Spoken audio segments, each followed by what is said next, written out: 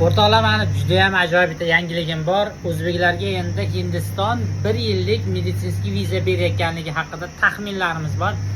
Bu narsa hali tasdiqlangani yo'q, lekin 2 hafta oldin topshirgan bitta meditsinskiy vizamiz orada osilib qoldi. 10-14 kun, shu 15-kun bugun javob kelmadi. Bugun javobini oldim. Ko'rsalaringiz bo'ladi. 365 kun, ya'ni 1 yilga hisoblab berilgan bu narsa. Lekin bu arada yana 1 oy, o'sha 2 oylik 60 kunlik viza ham yana qaytdi. Yana o'sha 1 hafta bo'ldi. Yana o'sha 1 yillik ko'rsatyapti. Ko'p martalik deb. Agar haqiqatda bu narsa tasdiqlanadigan bo'lsa, ko'p marta kelib ketib davolanib yurgan bemorlarga juda ham qulay bo'lgan bo'lardi.